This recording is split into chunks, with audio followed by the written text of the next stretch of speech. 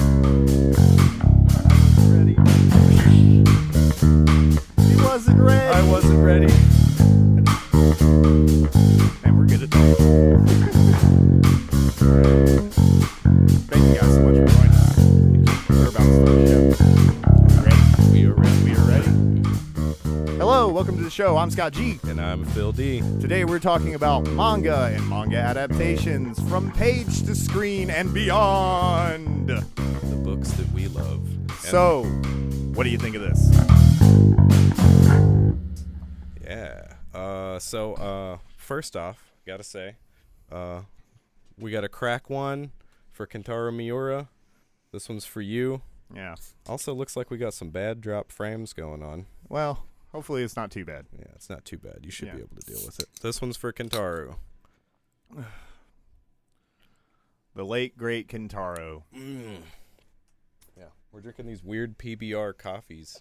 It's tasty. Yeah, they're not bad. Yeah. They're a little sweet, but other than that, they're A little bit. Yeah, this is a good sipping beer. So, let's get to the news first. Yeah, what you got for me? Well, talk to me about these Evangelion death threats. Oh, okay, yeah. So I was reading about this. So Studio Kinkara, who's been doing the Eva Rebuild movies for the past few years, they have put out an official statement saying that they will not take any threats to anybody on their staff. And why the fuck should they? That's ridiculous. No. This was something that as soon as I saw this, I was just like, good, about damn time. Yeah, for real. Because for people that don't have context, what was up with the bombing? Are you talking about the arson that happened? Oh, it was an arson, for Kyoto Animation. Yeah. Several years ago, a dude just burst into the Kyoto Animation studios and burnt the fucking place down. Because he was unhappy with the way that whatever was was going. happening. Some stupid fandom shit. Yeah. And he goes and burns down the studio that produces the thing. So this I feel like was like kind of the straw that broke the camel's back, which I'm sad that it even got to that point. Yeah. Like it shouldn't have in general. And Ava's kind of had a history of this, just really going back to the original series.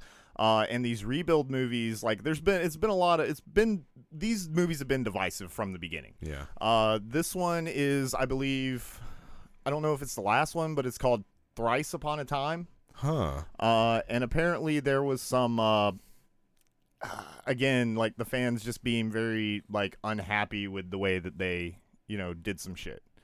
Yeah, but to the point you burn the building down? Yeah. No, I don't think there's death threats to the point that there's I think right now man. they're just looking at like, death threats and like, yeah, people, but that's close still, enough. And they need to provide the safety for their So I'm glad this is So I got a quote here from them.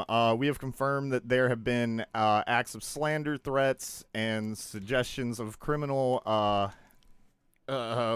crimes against individuals involved with the production of the film. So have people been like assaulted in public or things like that? Maybe.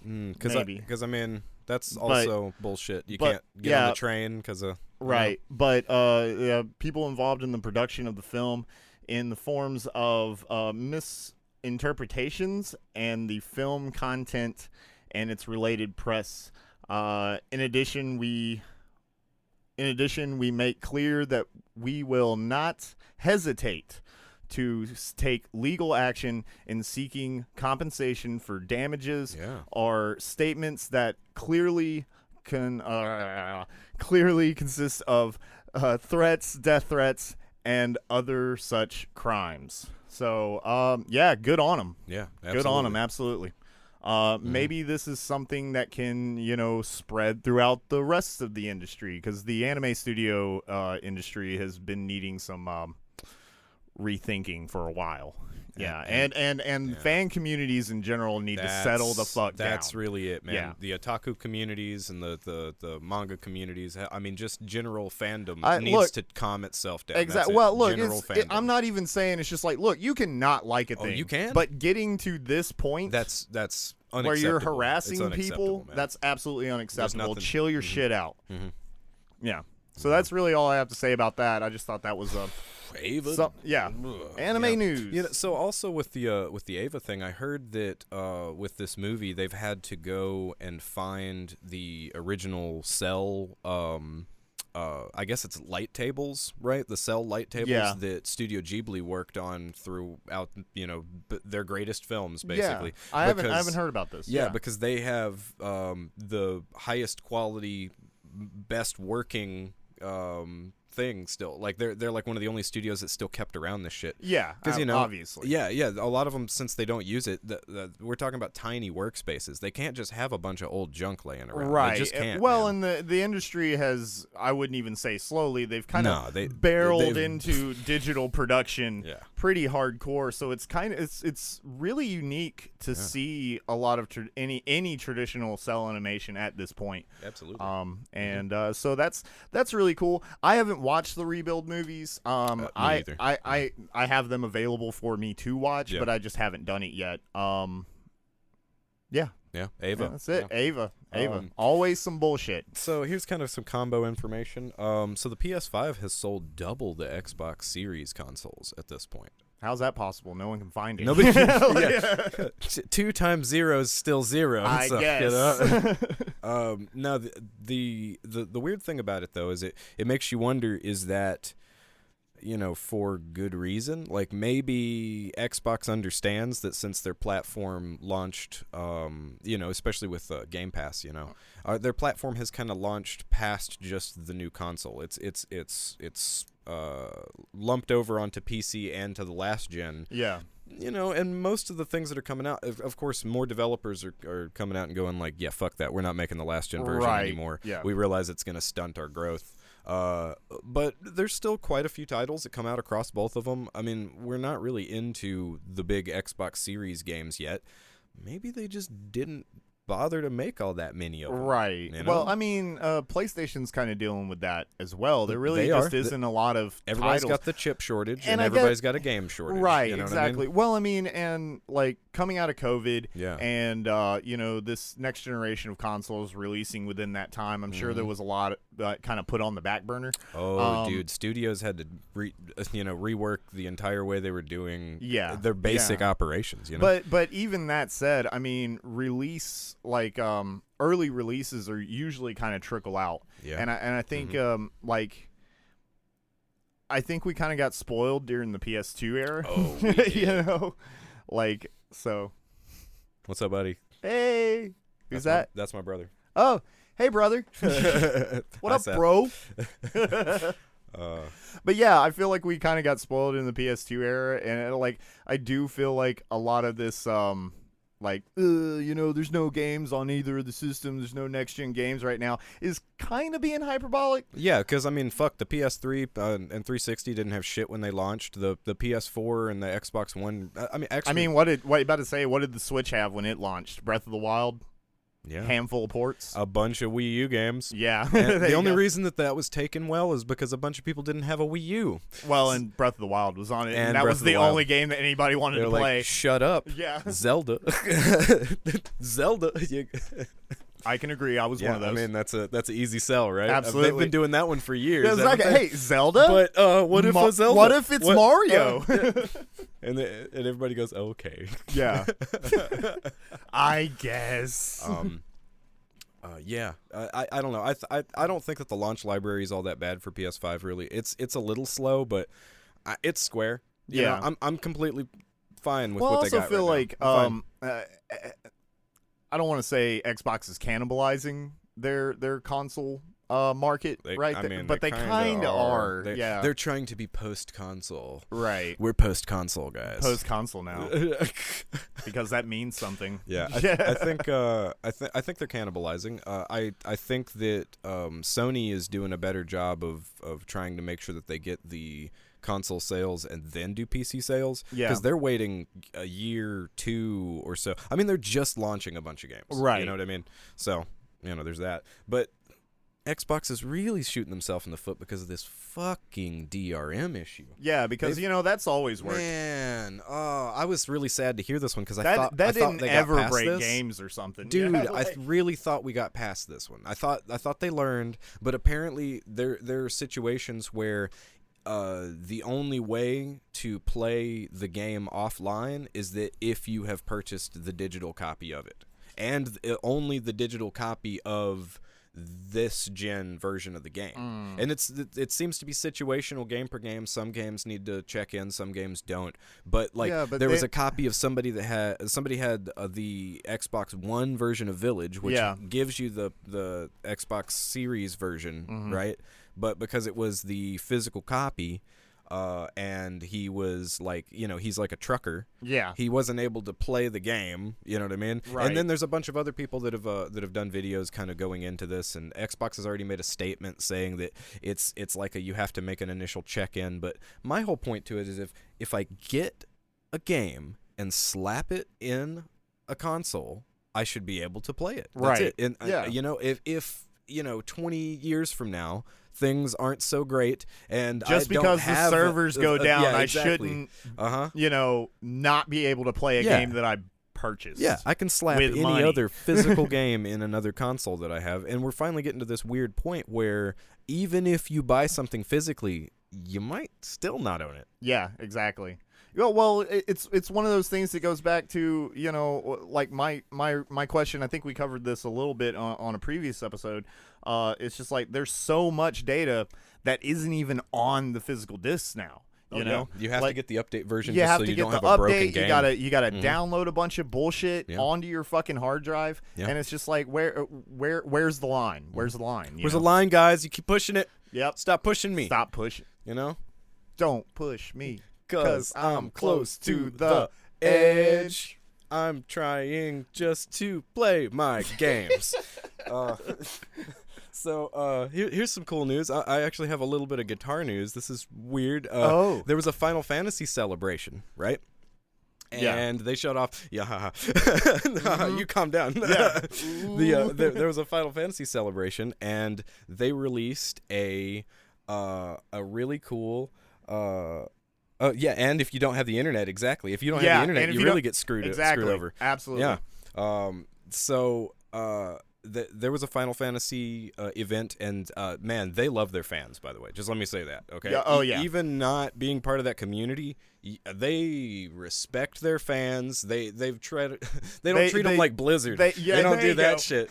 Okay. Don't you guys have phones? Yeah, they don't just expect you to hop on the next thing indiscriminately. And they get they have tie-ins from all sorts of things. I don't know that the newest content looked interesting to me, but then again, I'm not playing it. So, right. But they did an event where they showed off a Stratocaster. It's a Final Fantasy 14 themed Stratocaster that has that like two-tone purple black kind of paint. The like you look at it at a certain angle. Yeah, the flip-flop paint. Nice. I guess that's what it's called. Yeah, man, and it has really cool Final Fantasy looking inlay on it. Nice. Ooh, I mean it's a nice Stratocaster. It's probably way too fucking much, and it's very limited. I would imagine very limited, but. I mean, and you can also get it in the game and play it. Oh, that's cool. Yeah. That's super cool. Because they let you play music in the game. Like, really? You can program that's songs. That's and because you can do... Trey GrasScales, the guest that we had last week, he was talking about how people were playing songs from the Berserk stuff for the Miura thing. For the Miura all the I guess Dark Knights. I think that's what he was saying. Yeah, all the Dark Knights. Said they set a bonfire and all had their great swords standing out there like guts. Yeah, that was moving. Mm-hmm. Yeah, it was, man. Yeah, and I just like the way that some games have done a really good job of actually letting people play music with each other. Because I mean, it's a community thing. You know, absolutely. What I mean? Yeah. Like, if you're going to do, like, a live service game, I mean, you need to support that community. Otherwise, it's just going to be dead on arrival. And they sure do, And so some other guitar news. That's a cool one, but that's definitely in the unless you're a ultra mega fan and have some cash to burn, you're not going to buy this But Stratocaster. still, like, I mean, look it up because it looks really nice. Yeah. I would like to get my cool hands on that one. And I love custom guitars that I can look at and never even want to buy. I love that. Exactly. Ooh, that's nice on a shelf. Ooh, yeah, right. Yeah. So other guitar news. Quite a few years back, Korg came out with a pedal, and it's a Hatsune Miku pedal. And if you don't know Hatsune Miku, she's a Vocaloid. She's a Vocaloid, exactly. Yeah, so a programmable voice that can sing in Japanese.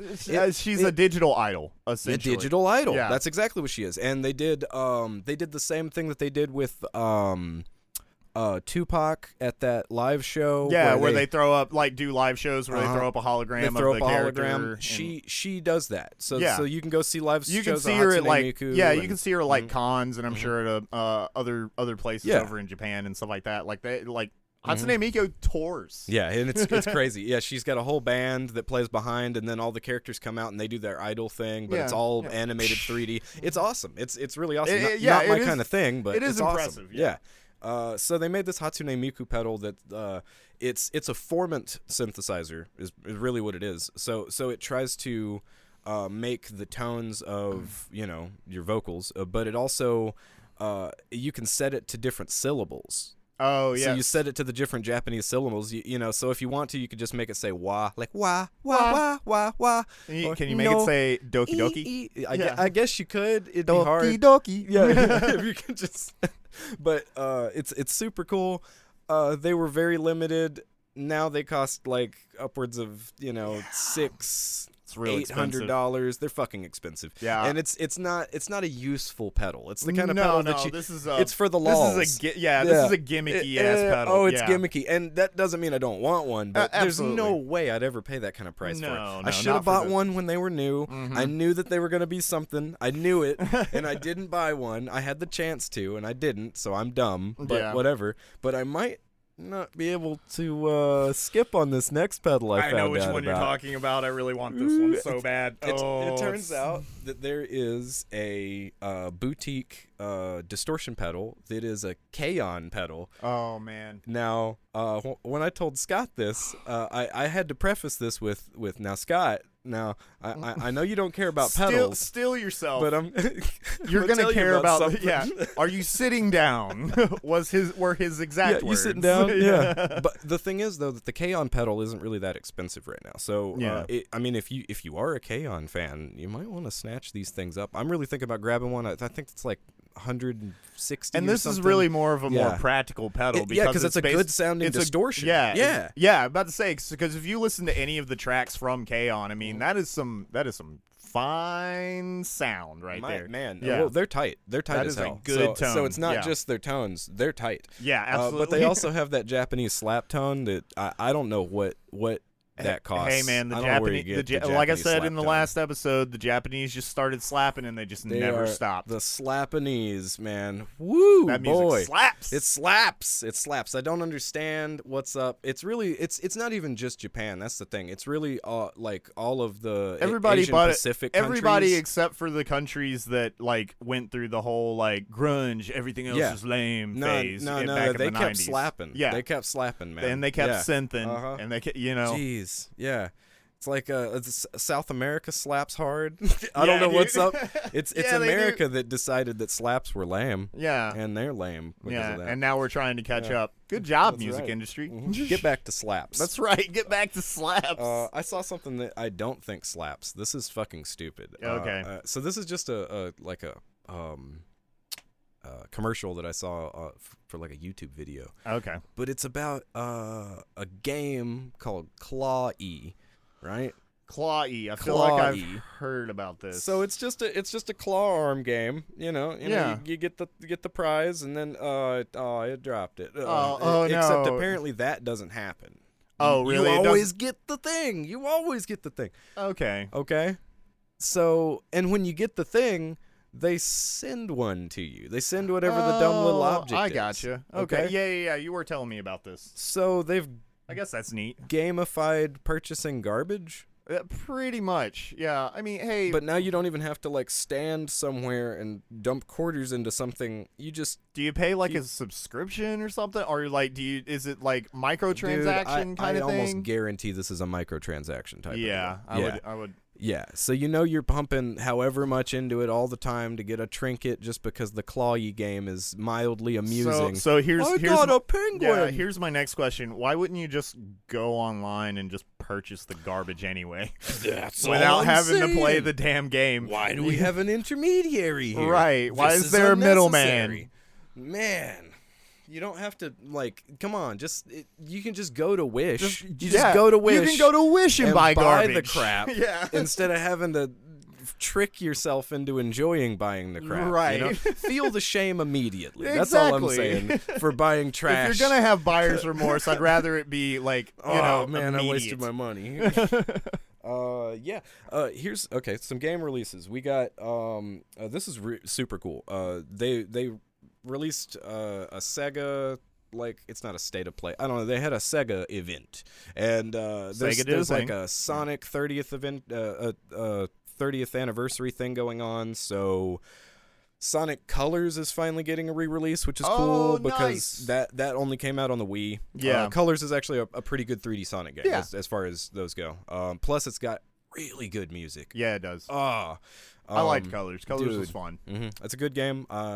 And they also said that they're making a Virtua Fighter, what's it called? Virtua Fighter Ultimate Showdown, Virtua Fighter 5, right? That's cool. I would like to see what Virtua Fighter looks like now. Ooh, it looks pretty good. Yeah. Because it is Virtua Fighter 5 still, so it's the same mechanics, but 5 is perfectly fine. They just updated the graphics. Oh, okay. That's So all it's they did more to of a re-release, kind of an HD remaster or something? Yeah, okay. That's cool. This was actually a mini game. Well, not this version, but regular Virtua Fighter 5 was a mini game in Yakuza 6 or whatever, I think. Yeah. So you could play it in that, which is funny. Or maybe it's Yakuza Like a Dragon. I don't know. It's in one of the Yakuzas. Yeah.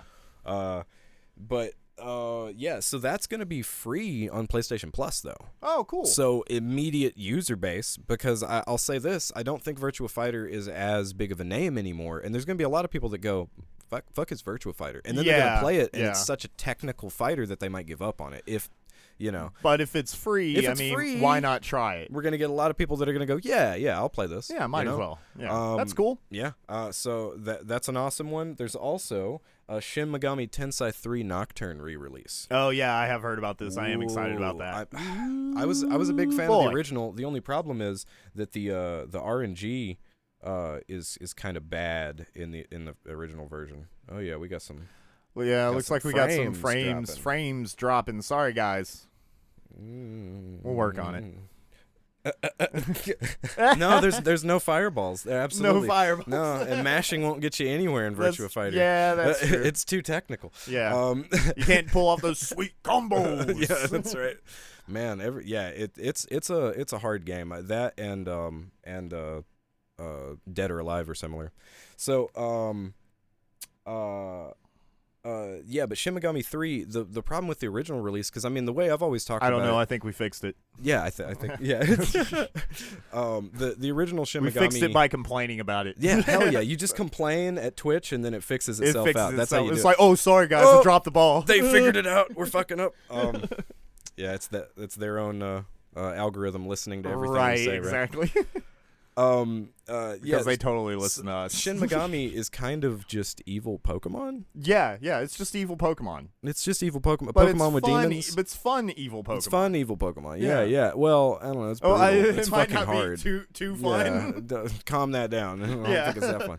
Yeah, but they fixed a lot of the randomization issues with the original, and they made the graphics better. I'd love to play it again. I just don't know if I want to spend the money on it right now. I gotcha. But it is an Atlas game, so it's probably worth buying a physical copy and putting on the shelf for about 5 to 10 years, because they won't have very many of them, and then you can resell it. Like every Atlas game ever.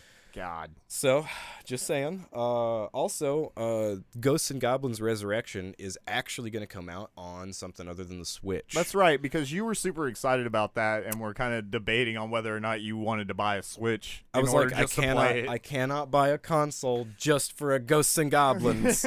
Okay, I've already done it once. I really can't do had it to again. talk yourself out of that one. I bought a PSP because of Ultimate Ghosts and Goblins. Oh, yeah? That was the thing. Yeah, that, and then they had the re-release. It was like Castlevania X Chronicles or something. It had Rondo of Blood. It was a remake of Rondo, and then it had Symphony of the Night on it. And I was like, cool. wait, I can get those and Ultimate Ghosts and Goblins? Done. Yeah, Done. totally worth it. Yeah, that was my PSP right there. But Resurrection's going to be cross-platform now? Yes, so it's going to be on everything. I don't have to buy a Switch. Or try to emulate it, because I went to that next, and it turns out that that's broken, so I can't do that either. Yeah. The weird thing about this game is it's like the first 2D game in the Resident Evil engine. Oh, so really? It's the RE engine that we've seen doing, brilliantly high resolution. But it's a 2D super platformer. good character models. Yeah. But it's a 2D platformer. Yeah. Okay, cool. Mm-hmm. Excited to play that. That's going to be a lot of fun. I don't know if you have a double jump. Or maybe it's I don't know. I don't know. I reserve myself for this one because I'm a big Super Ghouls and Ghosts fan, and I feel like the other ones are different. Like Super and Ultimate are my favorites. Ghosts and Goblins and Ghouls and Ghosts are not. We'll definitely do like an episode on that. Oh, I will talk about it. Oh, I'll talk about it. Yeah. So, did you hear about the Skyward Sword amiibo? I did. It's shitty. I mean, amiibos are just inherently shitty at this point. I mean, don't get me wrong. I think they're cool, but if you're buying them just because it's like, hey, I like this character, this is a cool, right. toy. They're not that expensive. I mean, like $15 for the fancy ones. That's not bad. But I mean, like just in like. But the practice is dumb. The practice is dumb.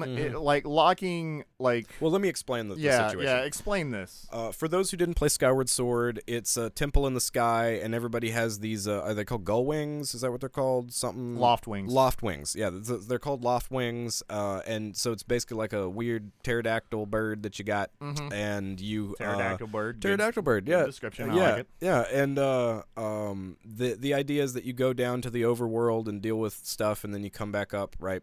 And it's kind of like it's kind of like the Great Sea except in the sky. It's a sea in the sky. It's the sea in the sky. That's right.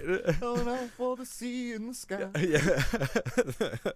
So the only amiibo that's gonna work for Skyward Sword is this new Zelda and her Loftwing amiibo, which looks really cool. It's a nice amiibo. So if you're getting it just as that, cool. Just as something to sit on your shelf. Yeah. The problem, to sit on yourself. Just sit on yourself. Put it on your head. How can I be dropped onto my own head? So the it looks nice, but there's not going to be a lot made. You know it. Yeah. Every single one of these, they're always limited. Yeah, that specifically is limited. Plus, like the fact that there's most a mechanic that goes with it, though. Yeah, it's not just like most amiibos. You click them in, you get a character, you get a skin, you get a level, you might get a car in Mario Kart. I would still argue that's still content. Stupid. Yeah, it's still. I don't like it. No, but this isn't even content. This is a mechanic. This is a game mechanic. They take away fast travel from, or rather, they do not give you fast travel unless you have this amiibo. When you have the amiibo, you're able to fast travel back to the Sky Palace or whatever it's called. Yeah. The Spirit in the Sky. Spirit in the Sky. You go back anytime you want with the ability. But, and that just kind of lessens your wait time in between areas. Yeah, and it's just a fast travel mechanic. It's not that big of a deal, but it's a big deal. It's a big deal. That's something that should just be included in this new version of the game. Well, I wonder. It shouldn't be a. I wonder if they're gonna allow you to unlock it later in the game after you complete a certain amount of tasks. I wonder if that's what they're going for potentially, but we haven't heard anything confirming that at all. You see, we were talking about this idea. Has there not been someone else that's figured out how to hack the near-field communication shit to where you have a something that would basically be programmed with all of the amiibo codes in it that then you wipe on your Switch or your Wii U. You just wipe on your Switch. We were just talking about that. I mean, that's what you do with the amiibos, right? You wipe them. You wipe them. No, Seth brings up a good point. That's exactly what I was thinking.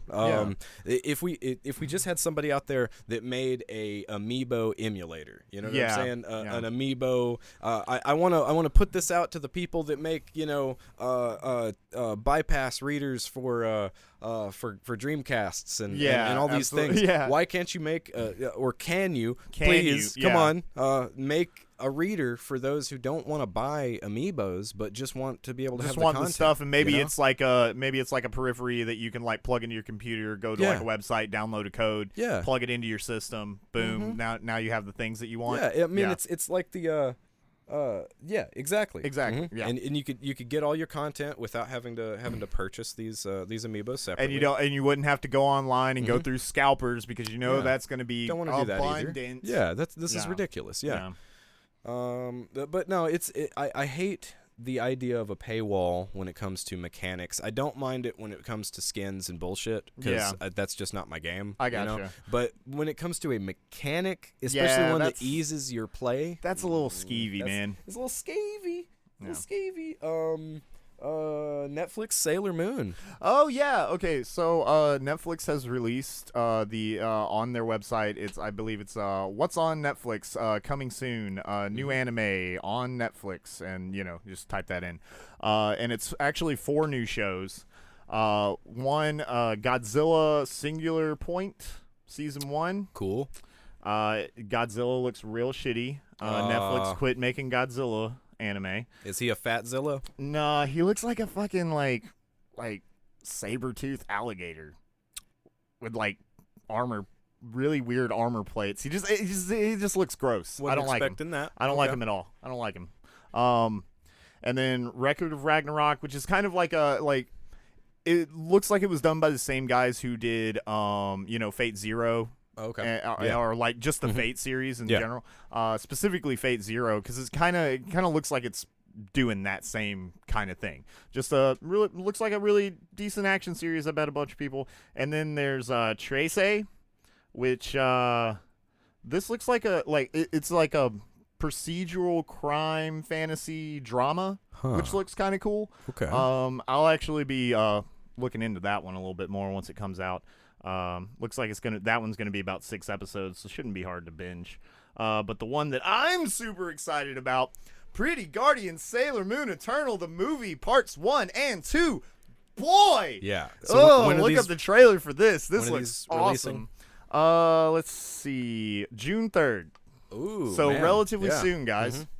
And this is cool Nice. too because you've been rewatching the old 90s series. Yep, with my daughter. Yep. She really likes Sailor Moon, and Sailor Moon is very funny. I didn't realize how funny it was. Yeah, dude. Because I haven't seen it since it was on TV. Right. And that was the deep kind of chopped up version. Yeah, the version you have exactly. is the one that I let you borrow, which has kind of been put back together and redubbed. It's been that's why the voiceover is so good. Well, and that's why their names are different. That's why Serena is Usagi. Oh, Yeah. man. Okay, I was like weird about this one because I was going like, okay, Japanese intro, so that throws me off. Yeah. Okay, and then the voiceover's way better. Oh, the voiceover's So much better. chef's kiss. And then there's a bunch of to episodes that I do remember. There's stuff that is in there that wasn't before. Right, exactly. So yeah, so I'm getting It's a little bit darker. It's Yeah. a lot less. Hey guys, But kids, remember to eat your vegetables. and exactly. shit. Yeah, it was an after-school PSA before. Absolutely, Yeah. But this one, I wouldn't say dark. You know, it's not anything. No, it's no, not no. anything she's gonna pick up on the darkness of. You know what no, I mean? That's no, the, no. That's I mean, the funny this is thing. like dark for kids media because Exactly, Sailor yeah. Moon's always kind of just been that. Yeah. But apparently this is. they acting. got to defeat evil, man. This one's acting as a de facto fourth season for Sailor Moon Crystal, which, I didn't really get into Sailor Moon Crystal because I didn't like the art style. Okay. But honestly, looking at the trailer, it looks like they've kind of cleaned it up, made it look more like a HD version of the '90s show. And it's got all of the Sailor Scouts, so not just the ones that you're familiar with, but also Saturn, Neptune, Pluto, and Uranus. Uranus. But Are you familiar with Uranus? I am. But no. It looks really cool. The animation looks great. I can't wait. Yeah. Oh my god, I can't wait. Oh my god, I can't wait. Yeah. So that's cool. Yeah. What you been playing lately? I've actually just started on Resident Evil Village. Ooh, got on the I gotta. Village. I'm probably a good third of the way through, so not very far. It is intense. Like camping. It's like camping. It's a lot like camping. You gotta pitch that tent. Yeah. Super fun. Yeah. Though it's one of those. It's like I work a full-time job. By the time I get home, I'm so fucking tired, and I'm just like, okay, I don't want to be stressed out by a game. Yeah. So I do most of my gaming on the weekend. But I plan on getting through that before the next episode, because we actually have one that we're gonna be actually talking about the game and some of the controversy that seems to be coming with it. Yeah, we're gonna watch Frankenstein's Army. That we mentioned that on the last podcast.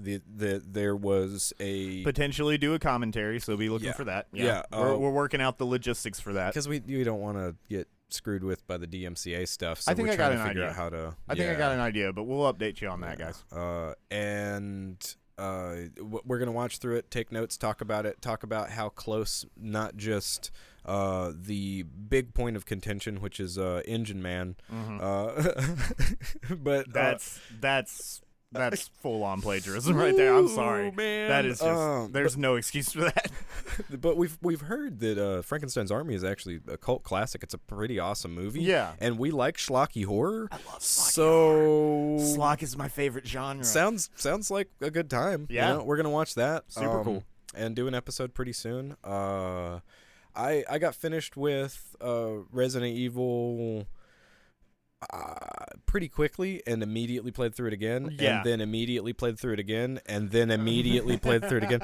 I played through the game 5 times. Good. Now I'll say this: the first I'm not time, doing all that, guys. I don't blame you. I really don't. The first time took me like 12, 13 hours, something like that. So it's not a very long game. Not a terribly long game, but now I can beat it in about 2.5.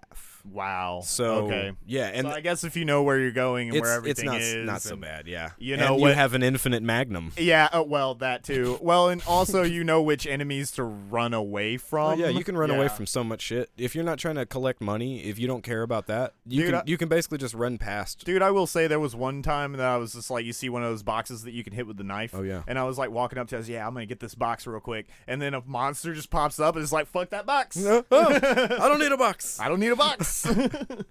But yeah, we're gonna do an episode about that and compare and contrast, and then talk about how awesome Resident Evil Village is in general. Because even if I'm just gonna make this statement right now, even if they fucking ripped off every monster in that game, it's still brilliant. It's still a good game. It's still just addictive and brilliant, and I don't care what people have to say about it feeling disjointed. They do a good job of changing it up. Yeah. Okay.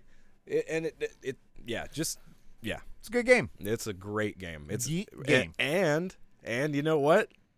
It works. It works. Hey, Yeah. how about that? It's a not AAA game that broken. actually fucking works. It's not broken when it came out. Oh man. Oh, you remember when that wasn't like a thing? Yeah. You remember When those we didn't have days? to worry about everything being completely shattered when we get it. Hey, can you guys download 160 gigabytes right now, No, please? No, I can't. Wait, is that on the disc? No. No. Gotta go online. Yep. Oh, by the way, we're gonna be putting out even more updates, so make sure you got plenty of hard drive space. Oh yeah, Thanks. yeah, I know. Those consoles do have like no hard drive space on them. Yeah. Yeah, that's the biggest problem that I have with the PS5 is that they launched with like 680 gigs of space free. That's what you Yeah. have. No, that's not free. That's of total drive space. That's total drive space. I'm disappointed. And you can't really upgrade that, can you? They just released a thing where you can have an external hard drive, and then they have an M.2 slot on the inside that you're supposed to be able to put another SSD in, but they still haven't enabled that. I feel like I don't know, they're slipping on that one, man. Yeah. But they want to make sure people have the right drive, and that they have companies that are testing their drives for PS5 compatibility. Yeah, so excuse that they me, can, let me grab my net. I think my eyes are about to roll out of my head. Seriously, man. So hard drive space, but Yeah. I have to delete games regularly at this point because everything is 50 gigabytes and Right. bigger. Yeah. I have to do that with my Switch all the time. Yeah, Switch is is like, is okay, another one what that am I just doesn't not have playing? space. Yeah. Mm-hmm.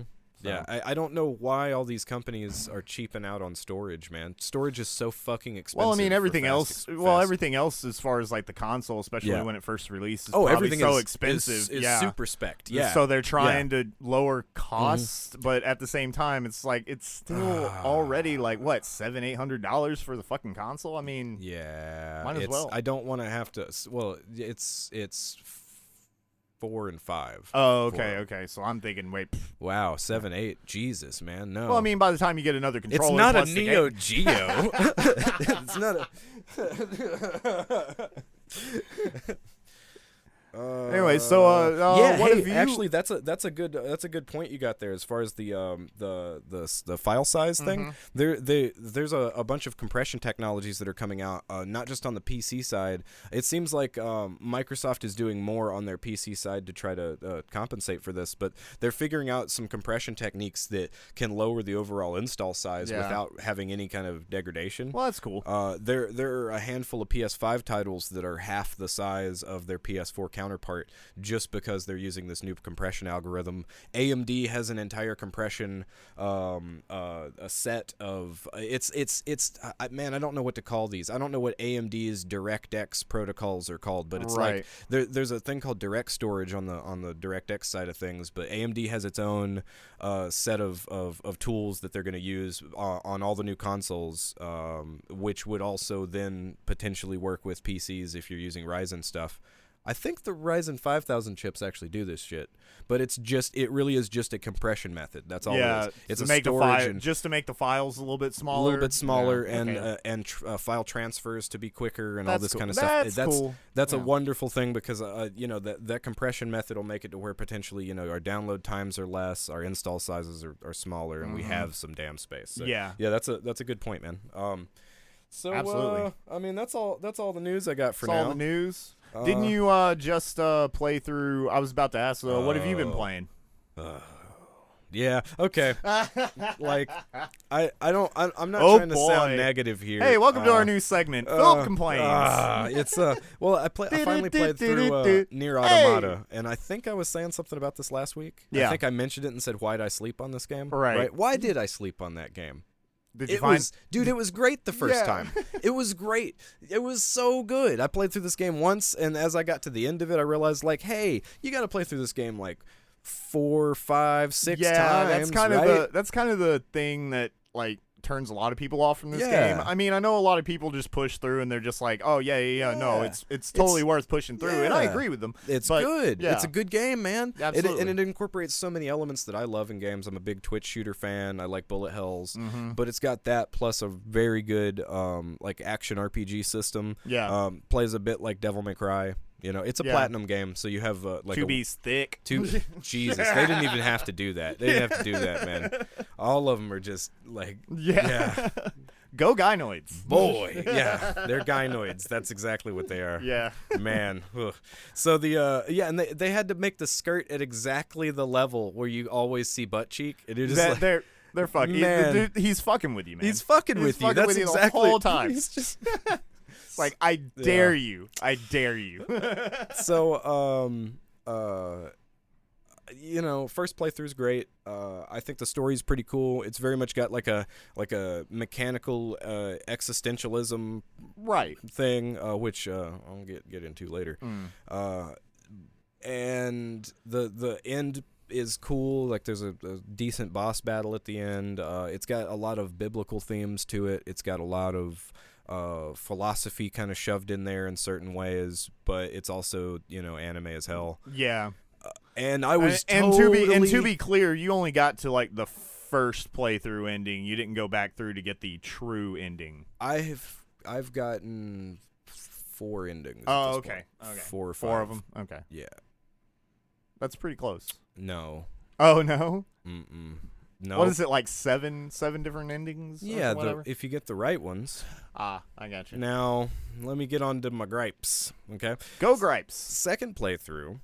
Okay, they make you play as 9S rather than 2B. So 9S is the guy that's with her, and he's like a hacker. That's a good way to put it. He's a essentially hacker, which introduces an entire different play style into the game, which is this hacking mechanism where which is neat. I mean, it's you know, cool. Yeah, You mix things up. get into their heads, and then Mhm. you play this little shooter game for a second. That's pretty cool. much like a twin stick shooter. Yeah. And then once you get out of that, then it does a significant chunk of damage Man, to those them. hacking mini games are so fucking annoying, though. They're kind of annoying. Yeah. Yeah.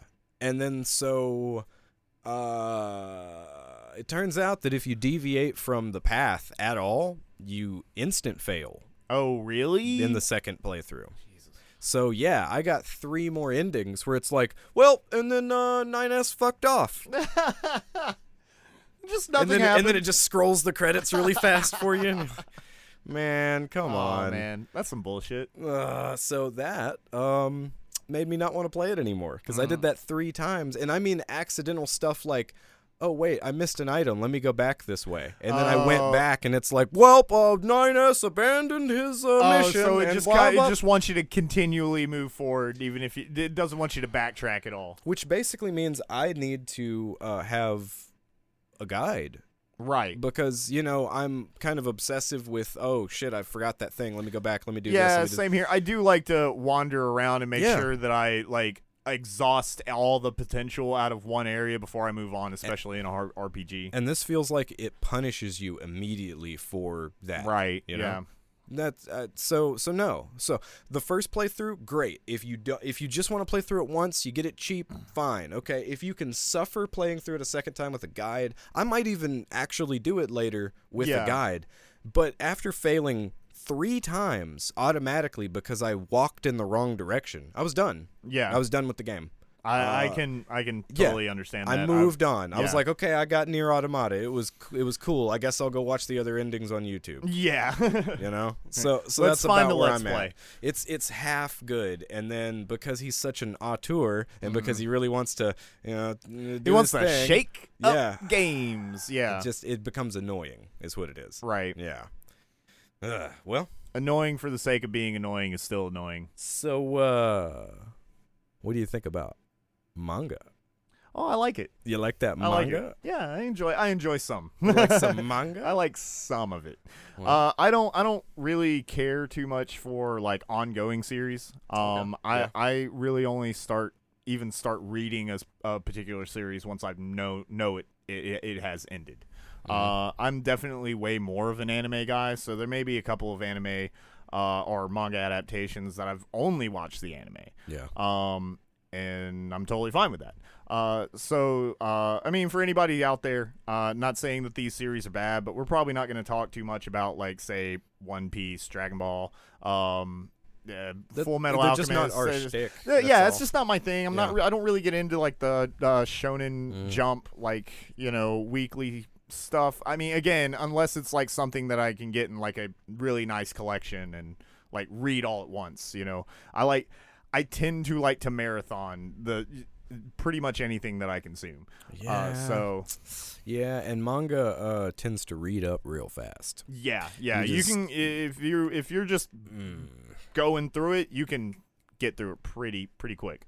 But we got a couple of them that I would say are suggestions and just ones that we Absolutely, yeah. think are just really cool. Do you want to start? You want to do Let's kind do of a back and forth. back and forth? Do a back and forth. So I think we should save the heavy hitters for last. So I'm going to start with this one. This is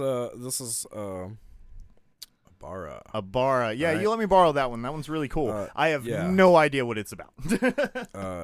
Yeah. So Tusomo Nihei, which is the guy that does Blame. Yeah. Okay. Okay. And much like Blame, some of the artwork is confusing. Yeah, it is. And that's not really a bad thing because the artwork's the biggest reason I bought this book. It's light on story. It's real light on story. There isn't a lot of dialogue in that. No, Yeah. and what's happening in it is hard to explain for real. So, but my God, I mean, even just look at this cover. Yeah. Oh, It's something about there's some kind of genetic mutation or experimentation, and they have this scarab suit thing Yeah, going on. regular people just turn into these armored murder machine bio. They turn into Guyvers. Yeah, they essentially turn into Guyvers. It's kind of like that. I mean, that's the way I took this as a hyper violent Guyver.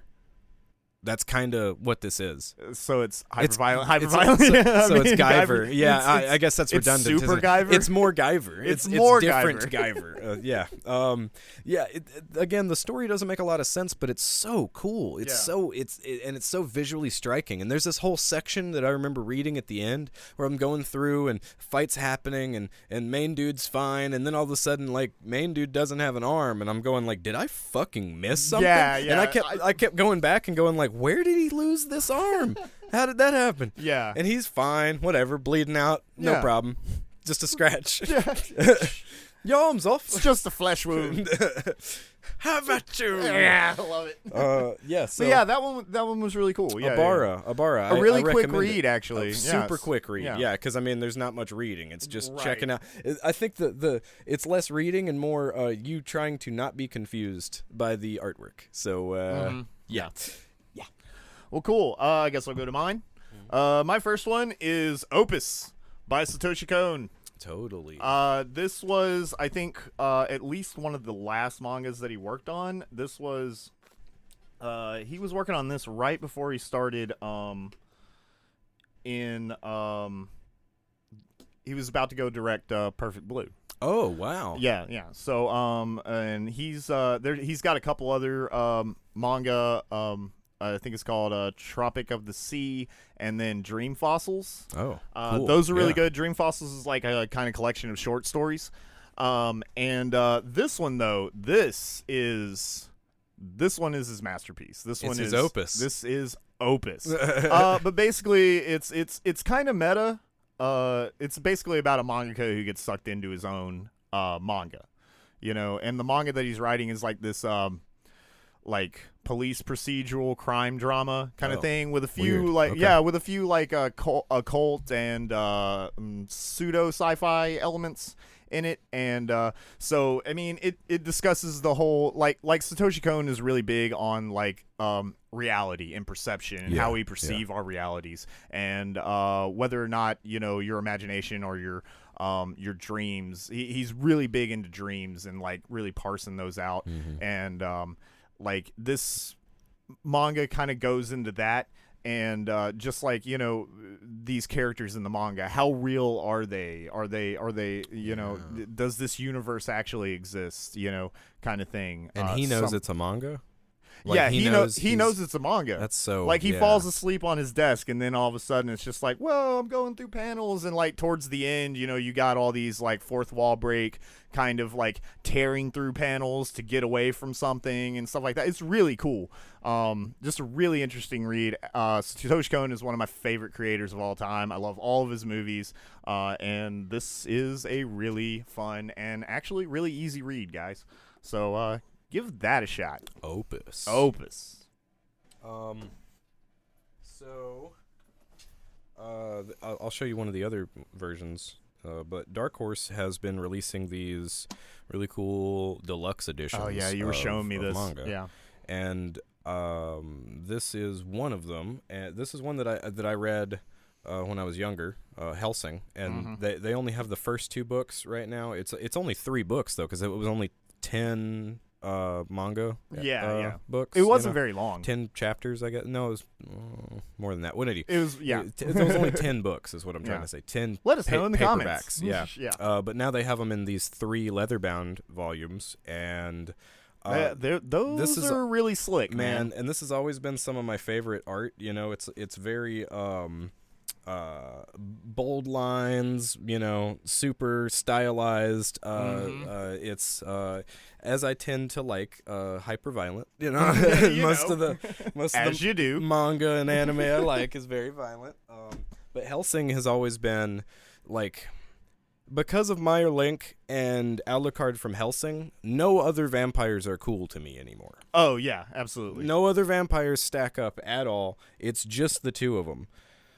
Hey, look, we can apparently be famous and buy followers. You see that? That's cool. Nah. Don't we want that? Nah, not really. Yeah. Does that mean we're doing something good if we're getting spam on our Twitch? Does that mean? Yeah. Does that mean we've made it? Yay! Spammy chat. Spammy chat. Yes. Sorry, we're gonna have to figure out how to not have that. How do you chat. unspam the How chat, do you guys? Do you unspam know how the to do chat? that? Yeah. Can we do that? Yep. We'll work on it. Fucking whatever. Is that the subtitle for this podcast now? We'll work on it. We'll work on it. Yeah, that's it. We'll get better. We'll get better. Yeah, but Hellsing has always been one of the the standards, when it came to manga for Absolutely, me. That was yeah. the first series that I read all the way through. Yeah. I've never read so- that series, but I have seen the original anime. Not Just the Ultimates? Not the Ultimates. Okay. Not yet. I still need to get through those. They're good too. I'm working on it. Yeah. They're also good. Absolutely. But I am a huge fan of the original. Mm-hmm. Yeah. Me too. And the music in that is also awesome. Yeah. Oh, the music in the original is way better than Ultimates. I don't know. It just fits it way better. What we got? Yes. So on to you. All right. So from what I think is just Do an it. amazingly creative and Do it. very inventive manga to my absolute favorite manga to read. I've read this so many times just because it's so much fun. The Go Nagai Cutie Honey. Nice. I love this manga. It's so ridiculous. If you couldn't tell from how much I was gushing over Sailor Moon, I am a huge magical girlfriend, and I'm a big fan of Go Nagai and just the absurdity that he goes to.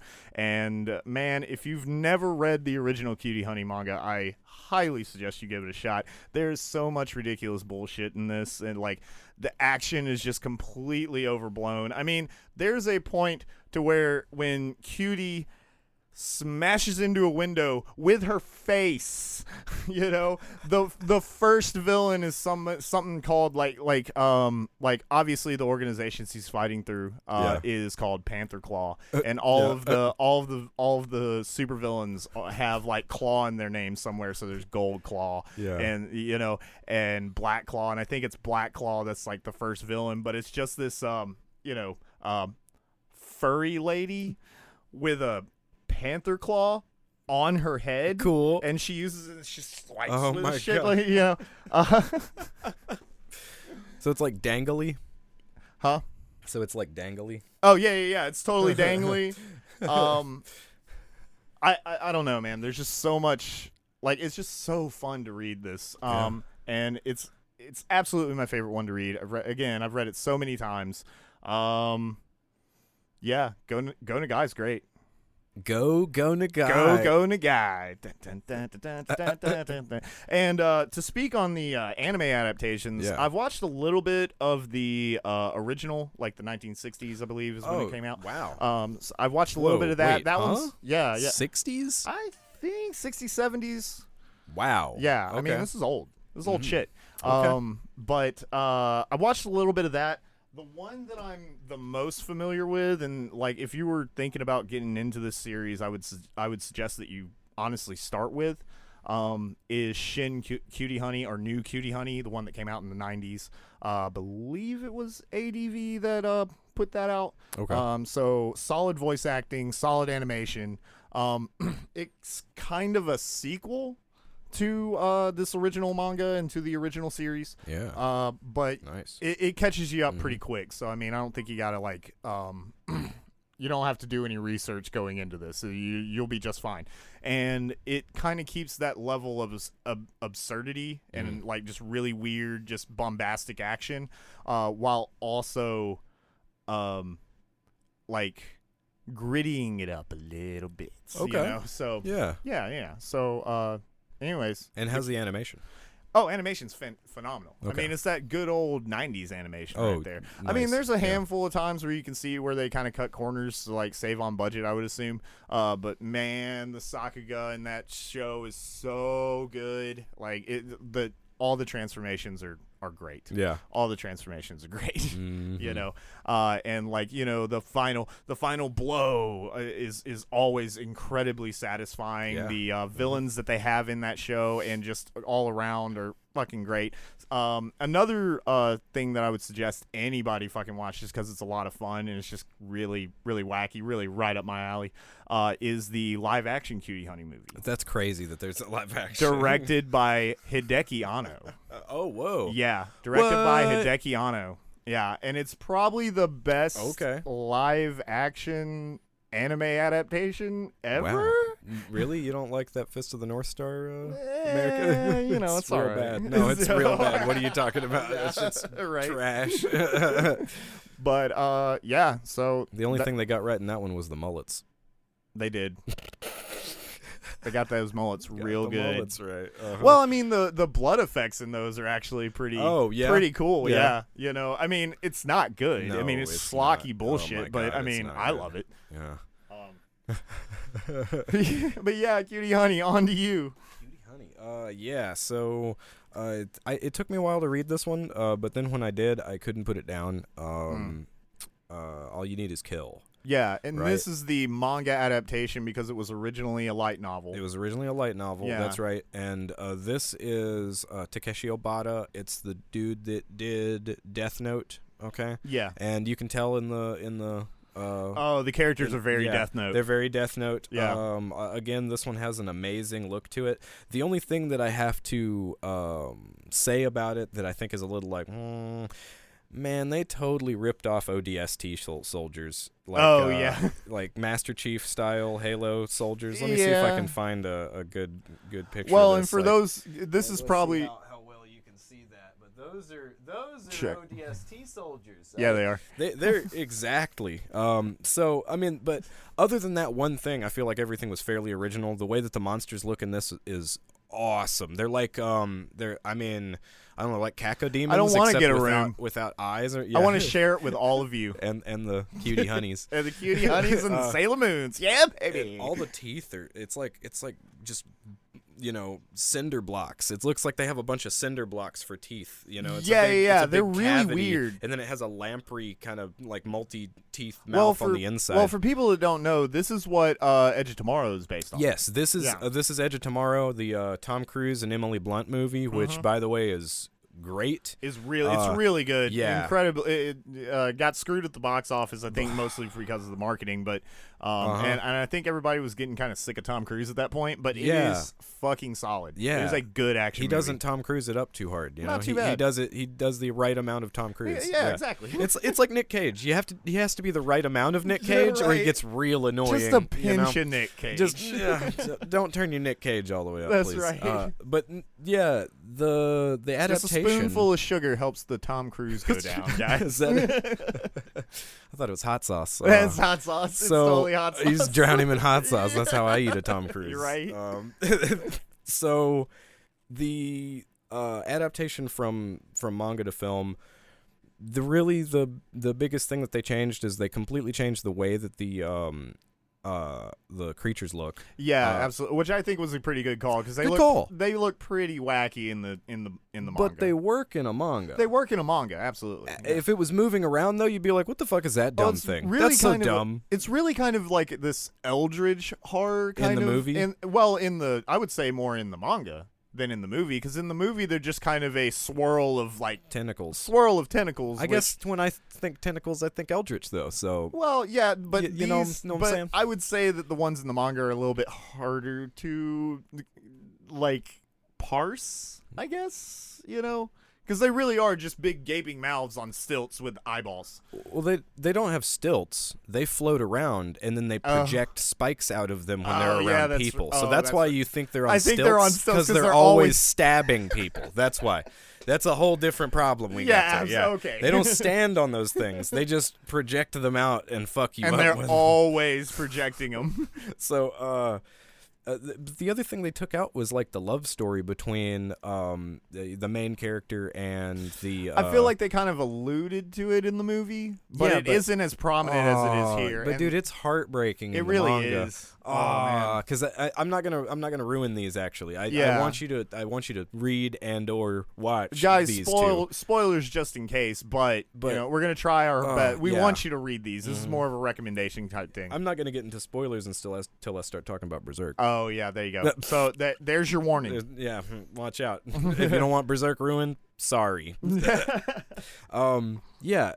I'd not only recommend this, I also recommend the movie. They're good supplementals to each other. The movie does a fine job of doing what it needs to with the story without taking out too much, because I get it. There's stuff that works in this that wouldn't work. Right? Yeah, absolutely. They also took out like the really hot cook girl, and they also took out the my favorite type of waifu, which is the cute mechanic chick. Oh yeah, there you go. That's always been mine. Like Yeah. the little technical expert that's to herself and cute, right? Yeah, there you go. But That's your type. that's my type right there.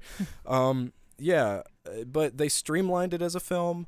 They changed the things that would make it more acceptable as a movie without ruining it.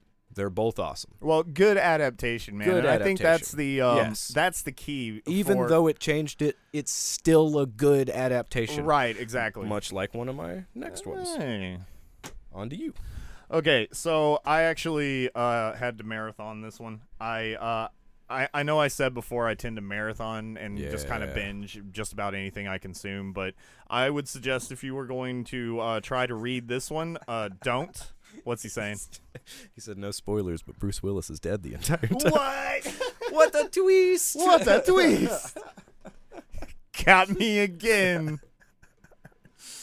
But no, so I'm a big fan of Junji Ito.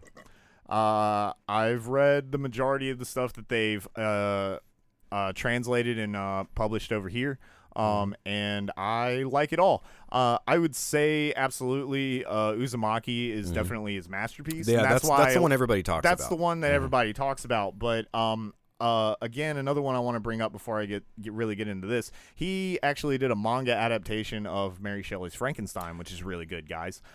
So definitely look for that and check that out. It is fucking solid. But the one is it called Ethan Winters? It's called Ethan Winters. Yes, absolutely. Our modern Frankenstein. Yeah. That guy just can't keep himself together. Man, you got to keep stapling shit back on. Right. You just got to. But it's fine. The Junji Ito manga that I'm talking about is Tomi.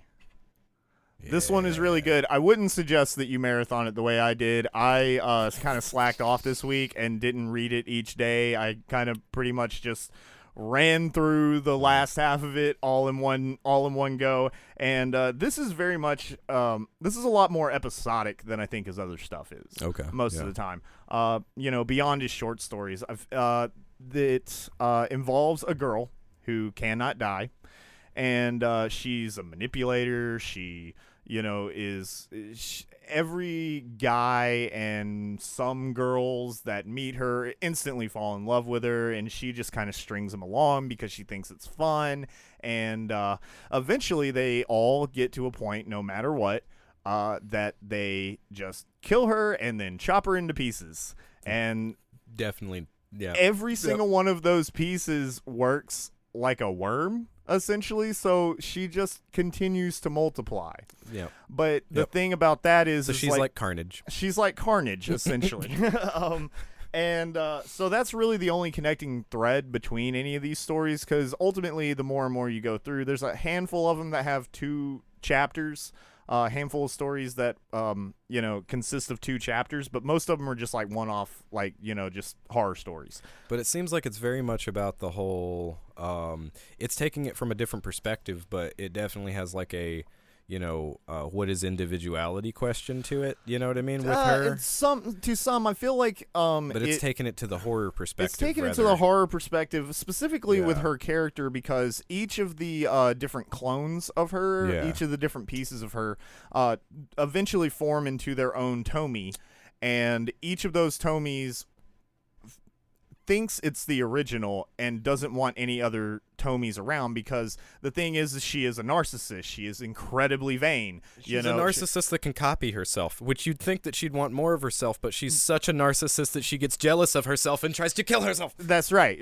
And I mean, that's brilliant. Yeah, well, and like you were saying about as far as themes, I feel like it deals with a lot of themes of obsession and desire and addiction and stuff like that, because I mean, and then there's a lot of Lars von Trier-ness to it, you know what I mean? There's a lot of hidden misogyny, and there's kind of some a little bit. It's not really all that overt. Yeah. Those parts. I feel like it takes very good care of this supernatural elements and being like where maybe she's not even human at all, and people can sense that kind of deal to a degree. Because I mean, she seems like she's just a fucking demon. She That's really all that is. There were a couple of stories later on where you feel like the guy's gonna kind of get away, for one reason or another, and like oh, they trick you for a second, dude. It was so like because you go through so many of these stories and it's just like, oh man, this poor guy or this poor girl or whatever, it's like they have no idea what they're dealing with. And then finally you get to a handful of these stories where the guy's just really just not interested in her at all, and she starts to freak out about it. Like she becomes obsessed with them because they're not paying attention to her. You know. Well, and that's what happens with narcissists. You gotta give them the attention or they flip out. Absolutely. But and again, I don't want to spoil too much of anything, but it ultimately doesn't work out very well. It turns out it's not good. It's not good. That's what turns out. Right. Yeah. But no, definitely, really honestly, give, Uzumaki, Gyo, the Frankenstein, he's got a Severed and Smash is a collection of a bunch of his short stories. That's really good. And Fragments of Horror, that's another one. And then there's a handful of other ones that I still need to get my hands on. But Junji Ito, one of the great mangaka of our generation, man. I mean, very specific horror works, and from what I'm to understand, I think Junji is helping out with some of the concept art for whatever this Silent Hill project is. I have heard about that. And if there's ever somebody that needs to work on a Silent Hill, if you've ever seen any of his artwork, it's very Cronenberg. You know what I mean? He's very much very got like Eldritch horror, very The HP. Thing, very exactly. He likes melty bodies. If you haven't figured out, that's what we're talking about. Melty people. People I want to try to find. each other. I want to see this one thing. If you want to move on, but Tomy guys, it's worth your thing. I'm gonna try to find this one picture if you want to move on, and then I'll show it to you guys here in a bit. What you got left over there? I got two more that I kind of. I also have about. Two more. Okay, so we did this. We did this the right way. We didn't even plan a we number. We didn't plan this at all. No. You guys think we planned this show? Actually, we did some planning. We did a little bit of planning. Speaking of planning, what do you guys think of this border, huh? We now have health bars, you see? And we got a new border, we got new lighting. We got things at the bottom. Our Patreon isn't really working yet, so don't worry about that. Well, but we'll get it. We'll get it. We'll get it.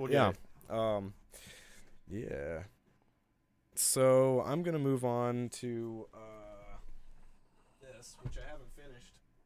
I've only read a bit of this. I just got these not that long ago and started digging in. It's Ghost in the Shell. Oh yeah, this is a good one. I've only read a little bit of the first one. Yeah, but it's Ghost in the Shell. It's amazing, is what it is. Absolutely. So far, I've been very into it. I'm about halfway through the first book. I was expecting something different. Oh yeah. I was expecting something different. Because you're more used to the Mamoru Oshii and like the standalone complex adaptations and stuff like that. Which again, like I was telling you, like so here's a really good one. Get it up close to the camera. Yeah, nice. So shit like that. Yeah, very Silent Hill, very Grudge, very yeah.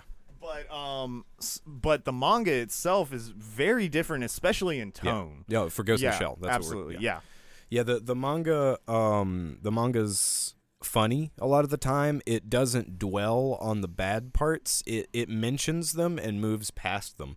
Mamoru Oshii completely took all of the humor out of Ghost in the Shell. He took it all out except for occasionally a comment Bato says. Yeah. But that's just feel because like Bato made it through the transition probably the most intact. Yeah, he really did. Yeah. Everybody else and Aramaki.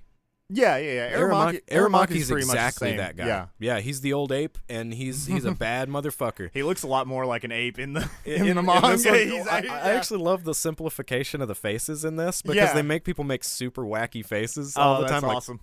and just stuff like that. You know, they really like to lean into this is lighthearted. Yeah, right? absolutely. Also, the Tachikomas from the show, it feels like they are just ripped right out of this. They're called Fuchikomas in the manga. Yeah, but they're red, not blue. I mean, or they're like a beige. Yeah, they're like sandy camo color. You know what I mean? Like desert camo color. I got you. Yeah. But they I mean, they're hilarious. They're just fucking hilarious. It's as they should be. And Motoko's a lot more lighthearted. She doesn't take her job so goddamn seriously, but she's still just as good at it. Oh, so yeah, she absolutely. gets out there and whips ass. Well, she's a lot more hot-headed in the manga. Oh man, dude, yeah, she's way cooler in everything else. Yeah, way more of a chill badass. Yeah, and I've already read like what would be maybe about half of what the first movie is, and then it also has the main plot of the second film, Innocence, which I really thought was all an Oshii thing. Yeah, so did I. I thought that was the main plot of it, the kernel of the plot, just the basic main plot is one side story, and that side story with a little less philosophy. Oh yeah. So in this manga, and this is something that really has thrown me off, and apparently others too. Shiro Masamune likes to write in the margins, and so he'll write these deep political or philosophical things in the margins that sometimes have very little to do with the panel. So, sometimes you were telling me about a few of these. Like it's just like why. There's one where why did you put that there? Where he goes into this is just the thing. There's these really cool helicopters in the Ghost in the Shell universe called Jigabachis, and they're VTOL helicopters, so they're able to take off, like directly up, Yeah, and isn't that the helicopter that most of the movies like start with, like that are in like the first scenes, like most the of ones with the wings. Yeah. Yes, because there's also the other weird AI-driven helicopters. Oh, those are the ones that I'm talking about. Okay. That's the thing. Yeah. But the ones these VTOL helicopters, they're able to take off like that, and then they have these expandable wings like this that have all their like missiles and shit on them. Oh yeah. So they'll expand out and then they'll launch, but then they can curl back up. So they can basically go into a winged flight mode. They can go into a regular helicopter mode, and they can vertical take off and land. Right. So they're some shit. Super cool. There's some shit, right? Yeah. But and they're pretty much a standard amongst all of the Ghost in the Shell world. But there's this one part where they're talking about, oh well, those are wire cutters that I drew on the front of that, and that's not an uncommon thing to have in helicopters, because during war we'll use wires to make it hard. And this for is all certain, in like the liner in the margins, notes, right? Yeah, in the margins. And then he goes off on the idea that like, oh, this isn't advanced technology. This is something that we have now. And hey, none of you readers get any ideas about putting up wires to try to stop bikes now. That's how my brother broke his leg. Oh yeah. I'm like, man, did really? I need to know that? I could have just, I wouldn't have even looked at the shit on the front of the helicopter if nobody said anything to me. I'd just been like, helicopter, cool. Yeah, exactly. But he's such an otaku, man. Oh yeah. And he gets really granular with some of the technology. I think it's kind of amazing how prophetic some of the technology that they talk about. Oh, in this easily is. Ahead of his time. I mean, they're talking about single nanometer fiber optics and stuff, which isn't exactly the way we do it now. We're actually doing transistor layers in I think 2 nanometer is the new Intel process, right? Right. But we're talking about at a scale that was science fiction, but he's talking about that, and he's talking about we're just now getting to the point to where we're kind of exploring some of these ideas like in real life. Yeah. Talking about the way neural networks work, talking about the way that AI will grow itself. There's a whole bunch about it that's in the margins that ends up being the philosophical point for a lot of the conversations. Yeah, and that seems to be as far as the movie and a lot of the adaptations are concerned, that seems to be where they've drawn the most inspiration. Yes, yeah. They took the basic beats from, especially Mamoru Oshii. You can tell he took the beats of the story and made sure that they're all there, but he included all of the philosophy that is marginalized into the main story through a natural conversation that is more appropriate than you having to stop what you're doing to read some margins that are hit or miss with how analogous to the scene it right. actually is. You How know? important to the story it is, essentially. Yeah. Because I don't think his brother breaking his leg was that important to this story. Yeah, and then he'll tell you about a weird idea he came up with like a shell cartridge ejector for the Sebero, and then he's like, oh, I bet that's not a good idea. Never mind. He says that shit at the end of it. Oh, never mind. Never mind. That was a bad idea, huh? That's cool. But like the for instance, Ghost in the Shell 2, I'm just gonna go over the really quick beats here of what the story is actually about, because that movie is so weird that you could watch the whole thing and still not get it. Yeah. Well, it's I'm not gonna say it's a slog to get through. I personally like it, but I can understand. So yeah, much. I can understand where people got turned off as far as that. I get it, but dude. Yeah. But the basic beats, and this is what's in the book, and it's actually worse in the book. Oh, the way that what's actually going on is worse. Oh, you're not talking about like quality of storytelling. You're talking about the events that happened. The thing that happened is worse in the book. I gotcha.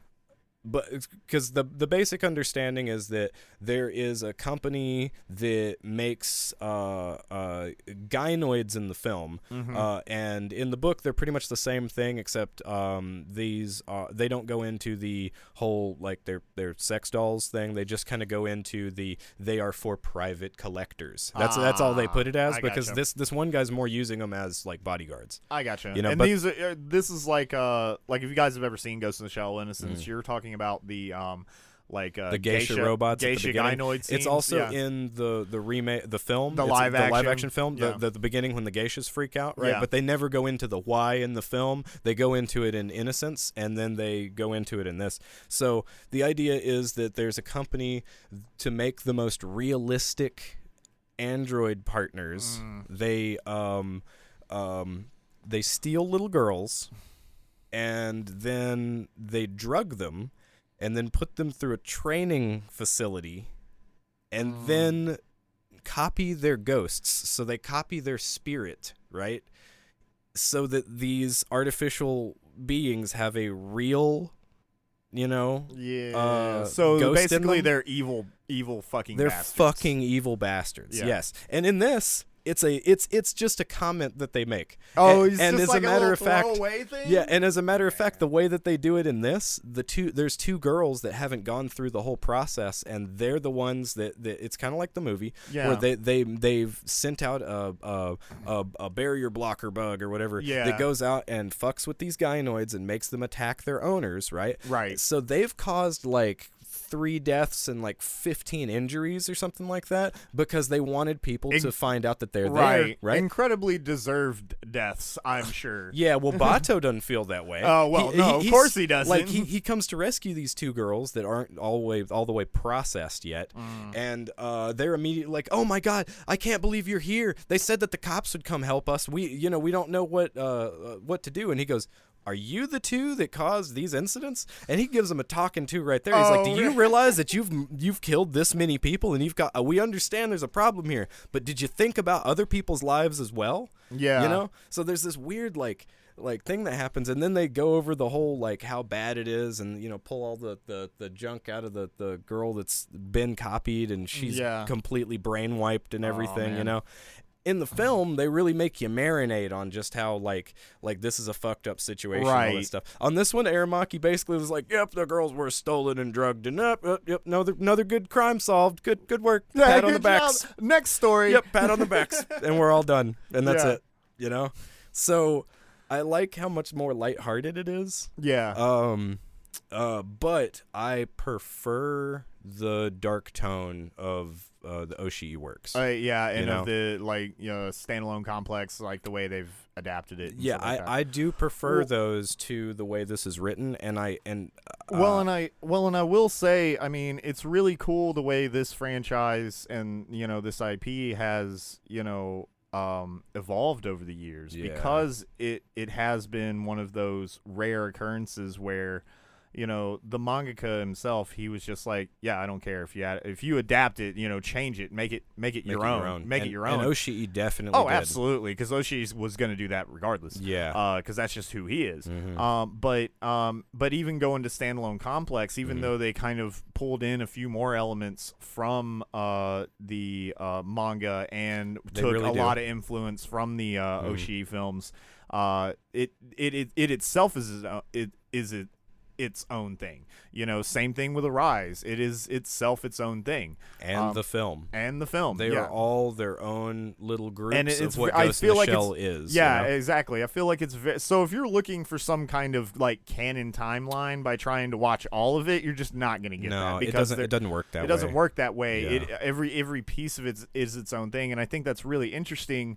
Again, for a franchise to have evolved in that kind of way, yeah. it's really interesting. It's almost like there's something for everybody. Mm-hmm. Whatever your taste, whatever tones you kind of like, that you can find something in this world that you're gonna enjoy. So yeah, and again, I have to say, this is both for the films and for the series, but the music. Oh yeah. Oh, the music. The music does, sound and animation does add a lot to that story. Because the making of the cyborg, they have that process in here, and it's showing, the empty cyborg and then the pieces getting put on and all the things. But the whole time, it's the Major standing over an android that's putting this one together, and she's asking specs and things like that. Oh, okay. And so she's going like, "Oh, you're gonna put a blah blah blah in there? You're gonna do, because they get real granular with like the tech side of it. Whereas in the movie, it's more like it's sound an art and piece. feeling. It is absolutely. fucking art piece. Yeah. It is just a like, shut up. Yes, sir. Yeah. Great. So yeah, so far amazing on this. I'll have to give another update once I read through all of them. It won't take me that much longer. I'm very into it. Yeah. But I just, ran out of time currently. Oh man, we got them dropped frames again. Yeah, it's all right. Who cares? Yeah. Hopefully it's not too terrible. Well, yeah. All right. The next one, this is kind of the pride and joy of my collection right here. It's just the most beautiful fucking box set. So, Nausicaa in the Valley of the Wind. Yeah. The manga written by Miyazaki. Hayao Miyazaki. So this one actually has a really interesting really, really interesting story behind it, because Miyazaki had been working in the anime industry for years, doing a lot of work on like TV shows, and he wanted to get this film off the ground even before Ghibli was made, was a studio, and he would pitch the script, and every publisher, every studio that he would go to was just like, well, there's not a manga behind it, so I mean, how do we know that's gonna work? They wanted some assurance. Yeah, so he essentially was just like, well, fine, I'll just make a manga, and then I'll just use that as my storyboards. But I just want, So, but like, the movie is beautiful. The manga is great. The manga actually, there are a lot of things in it. It's not just a frame for frame what the movie is. There are a lot of other things that kind of put context into the world, and just a really wonderful, incredible read. The art is beautiful. The artwork is beautiful. I actually wanted to show you this. So this specific set comes with a poster of Nazca, and there's one on the back. This one I really like. I like that one a lot. Oh man. So yeah. Oh just yeah. And like, if you guys want to see, like, this is volume 1 right there, and then volume 2, Valkyrie bitch, yeah. So that's all. It's really all I had to say. I just kind of wanted to show this one off. Look at the thing I have. It's an awesome read. It is a really good read. I don't know if you can get this specific, or how easily you can get this specific set anymore. But I do know that you can actually find the chapters online fairly easily. Oh yeah. So if you just wanted to read it, you can find it. So. But, yeah, that's all I had to say. Nausicaa in the Valley of the Wind, one of my favorite Ghibli films, and just one of the most beautiful manga ever penned. Absolutely. Yeah. So I think all we have left is our two big ones. Our two big ones, yeah. These are the big ones. So I'll go over mine first. I mean, I've already talked about it. Berserk. Goddamn Berserk. Now, this one's 7. I'm on this one. This is the last release. The next one comes out in August. Now, of course, this is just the deluxe versions. They're on like issue 48, 49. And they haven't finished it. Miura, we were talking about, he's finished the story. From what I'm to understand, he wrote down all his story. He does have it. He does have the idea completed. It's just not pinned, and at this point we don't know what's happening moving forward, to be honest. Okay. We don't have official news on anything, right? But I'm hoping that with his work on Gigantomachia and with him training his artists, then we'll have we could potentially see the hopefully we'll see the end of this story, because this has been a long running series, and it's getting somewhere now. It's finally getting to the point that we've been talking about forever, because there's been many hiatuses, and I mean years at a time between chapters hiatuses, right? Now this is I guess 7. It's almost halfway through the story. Do you know what chapter it was like? Yeah, this is chapter 21. This goes through chapter 21, and we're on 48, 49. So I guess the next book would be halfway through. The next deluxe book would be halfway through. And it's I don't suggest Berserk to anybody, right? I just you have to be, or to just anybody is what I mean to say. Yeah, it's a tough read at times. It does really dive into some pretty dark and brutal subjects, man. And it makes you look at it, and it goes into things. No, you can't turn your eyes away from this. No, it holds your eyes open to everything. And some of it's so brutally disgusting that it makes you haunted. You know what I mean? It makes you feel like you did something wrong because you read it. Like there are parts that go into the darkest things that humans can do, and the scary part about it is when you read some of this shit, because it's all based on medieval Europe. Yeah. In a loose way. This is like dark, real super dark fantasy before super dark fantasy was really much of a thing. Yeah, this is the original super dark fantasy. This is the shit, and it's Inquisition style terrible. Yeah, just if you've ever read anything about what they did to people, this does that to the anime degree. Yeah. Okay. And there's a lot of people that get burned. There's a lot of rape. I hate to say that. Yeah. But it's because there's a lot of demons that that's their lot in life. That's their MO. Death and rape, and that's it. And they spread it across, because this is after the world has already turned to shit. Yeah. That's where the story pretty much takes place. It's like the world is bad. The world's bad. The apocalypse has happened, and demons now are on Earth, and the thing about it is Berserk tries to justify some of the terrible nature of humans to us potentially being possessed by devils, by demons, right? And I think almost a Devilman kind of outlook on the world, because if you've ever read that manga is nihilistic as fuck. Yeah, and it has this tone, but then there's also this in the background. There's very much a manga happy-go-lucky nature to it, because you have Puck. Oh yeah, and Puck's fun. Puck's a cute little fairy that I like Puck. Doesn't understand how bad things are for real. Yeah, he's been very sheltered. Yeah, his whole life. Yeah, but there are some interesting chapters that have never been done in anime form.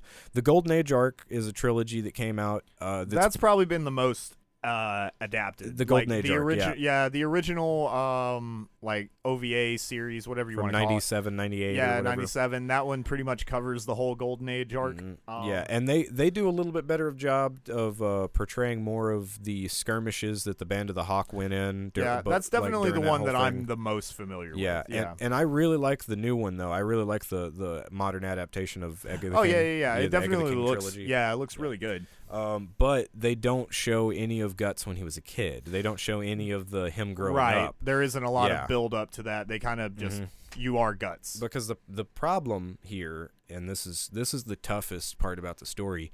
This story is about abuse, and that's it. Oh, really? That's all any of this story is about, is people that are abused and what happens to people when they're abused their whole lives. Yeah. And when because Guts himself was born out of a woman that was hanging from a tree. So someone hung a pregnant lady in war, and then he came out, and then a mercenary group found him right before he died. Basically, and this mercenary group's leader, Gambino, his girlfriend at the time, just miscarried. So she immediately took care of this baby because she thought it was a sign from God. Right. And she was syphilitic and died. And then Guts is raised by a group of mercenaries that didn't want him around in the first place. And don't give a fuck. And don't give a fuck about him. Yeah. And then he experiences a lot of sexual abuse, and then it turns out that the guy that's his dad was selling him, and then he fucking kills him and runs away. And that's how our hero's story starts. Yeah. That's the beginning of his life. And it's all downhill from here. Believe it or not, it's downhill from here. It can actually get worse. It just gets downhill. So I hate to get so dark on it, it can be kind of a hard read. Dude, it hurts and you. a hard watch. It hurts you, man. Dude, especially because, and this is just the weirdest thing to me about it is like, Guts is such a sheltered person that he basically doesn't accept loving anybody. You know what I mean? Well, he shut himself off. He's completely shut himself off from emotion, and he acts like no one can be near him. Even before he's actually cursed, he still feels like no one should be around him. Oh, yeah, absolutely. And then, he finds a group of people that care about him. He finds a supportive leader. He finds a girl that eventually comes to love him, that he loves as well. Yeah. And then his first willing sexual experience with her, he fucking freaks out and goes to the dark place and then wakes up choking her. Oh, yeah. And then he breaks into tears because he realizes that he can't connect with humans anymore. Yeah. Yuck. Hard stuff. Dude. Yeah. So it gets to those kind of places. And that's probably the best thing about this, is that it's not just a guy that's just murder fest. You see that, you think that that's all he is just edgelord, but then you realize, I'm about to say this I feel like a lot of like anime and a lot of like darker manga obviously was influenced by this, but those tend to skew more edgelord, whereas this doesn't really feel all that edgelordy. It just kind of looks like it's taking a very dark lens and pointing it at this world. Yeah. Rather just kind of looking at it through a kind of nihilistic view. But the problem there is that it's not nihilistic, man. It's not. Yeah. It's hopeful. And it constantly reminds you. It kind of does, that there is a brighter world on the other side of this hill, but it is a very big hill. And the way that the story's ramping up over time, it's like a lot of anime where through the power of friendship you can overcome. Well, and two, I think that's something that a lot of like writers and like producers of like anime and manga kind of forget. Again, that's where it kind of gets into this edgelord territory. They forget that you have to have a balance. Well, you have to. If there's no you can't explore the darkness without light. Got to have a balance.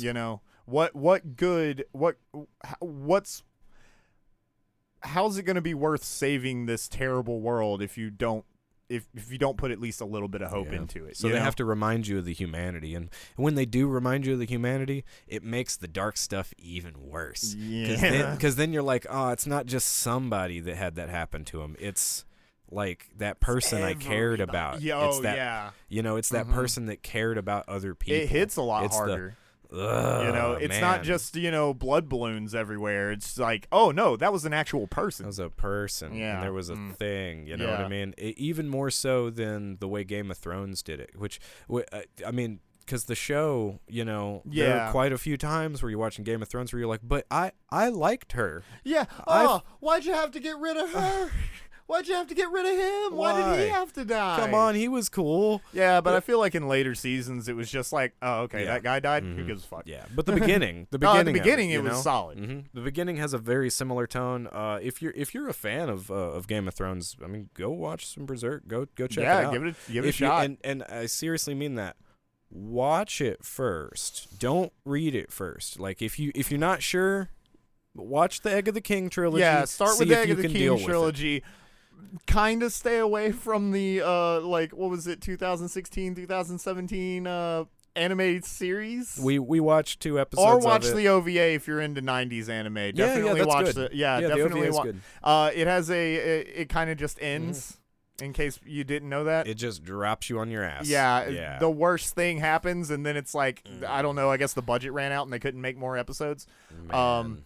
But I hadn't actually seen any of the 2016, 2017 anime. Why'd they shade everything? Well, Everybody looks like Pigpen. dude, yeah, everybody does look like Pigpen. They try to do like that hatch or Cross-hatching, yeah. cross-hatching kind of line work for shading, which works on the page, but it's stupid because they have a decent shading effect already there. They just draw a bunch of dirty ass lines on everybody. Makes everybody look dirty. Yeah, and it's I don't know, and it's the very 3D faces awkward. suck, It's very dude.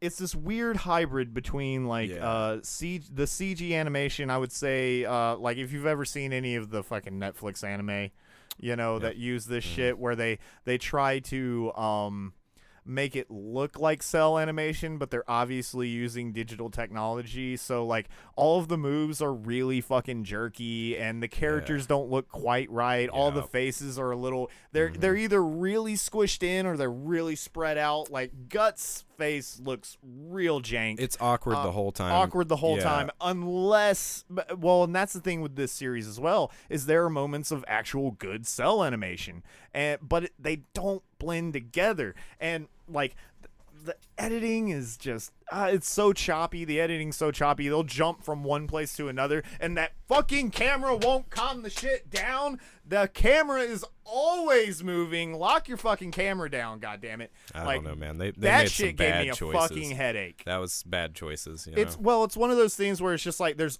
constant zooming out and swirling around, and we're gonna dolly shot over here, like that. It doesn't help anything. And it doesn't help anything. I guess it's supposed to make mask the fact that there really isn't a lot of motion happening, because unless it's unless it's one specific character in each scene that's doing a lot of the moving, most of the characters are just kind of the crowd like that, and they're fucking frozen Frankensteins. And it's just I can't remember I can't remember who said this, but it was somebody talking about how cinematography and how that kind of works, and they were saying it's look, everybody likes Dutch angles, but no one knows what it means. That's kind of how I feel about the cinematography in this, and it really it frustrates me to no end. That was the one thing that I was just like, okay, because the story's not bad. Story's fine. Story's not bad. I don't really hate any of the characters for real. No. But again, I've only seen 3 episodes. The characters you hate, you're supposed to hate. So I think they do a good job of translating those things. Yeah. I think they cut out a lot of story.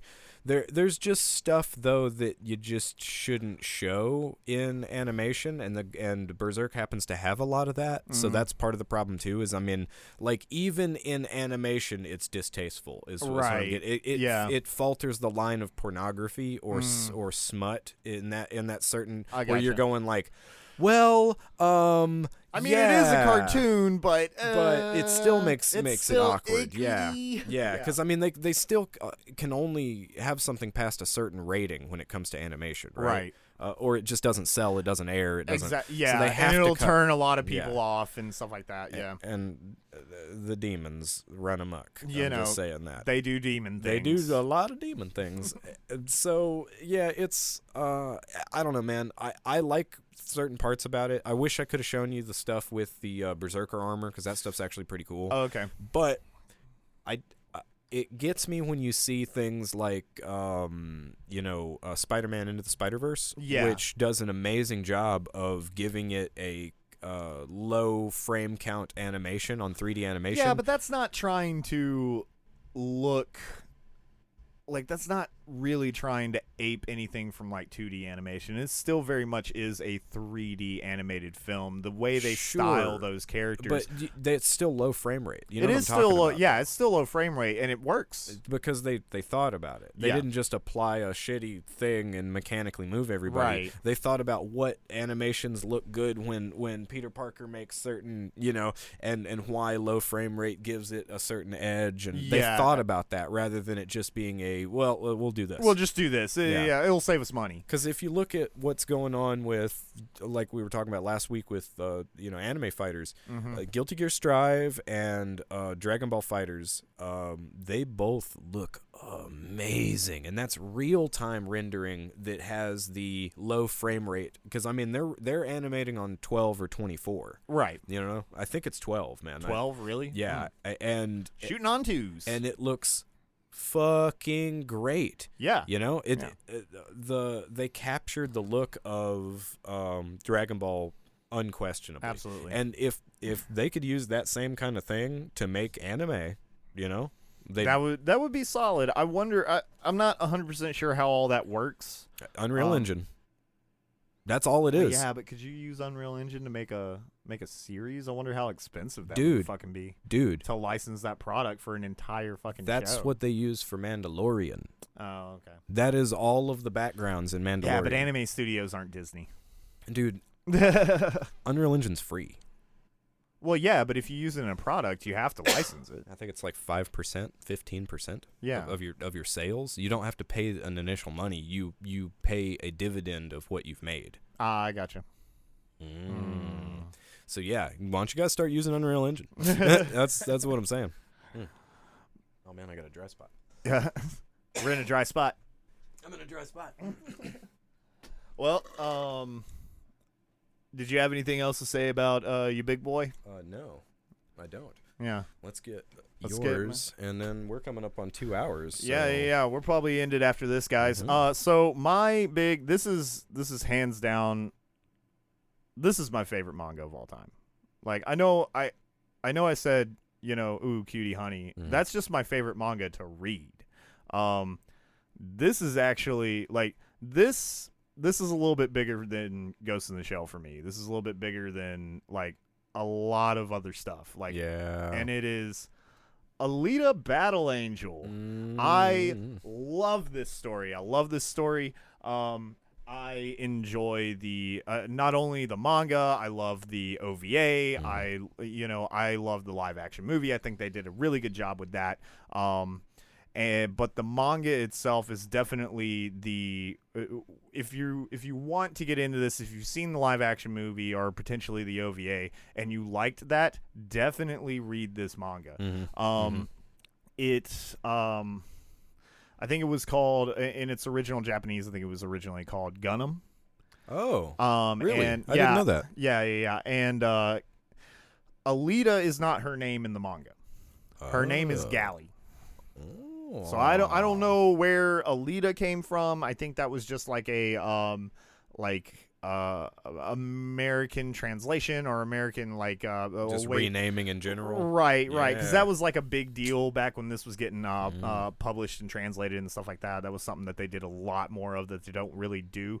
But it doesn't. Again, I was just pushing that out as a point of trivia. Like in the manga, it really kind of goes into explores the humanity of Gally a little bit more and her struggles to. It's not like Ghost in the Shell at all, the way they explore it, because obviously Gally is a lot younger of a character, and it's really more like she's being reborn into this world. And having to kind of relearn a lot of things, especially at the beginning. And her relationship with Ito is a little bit more toxic in the manga than it is the way they portrayed it in the live action movie. Like he has an agenda.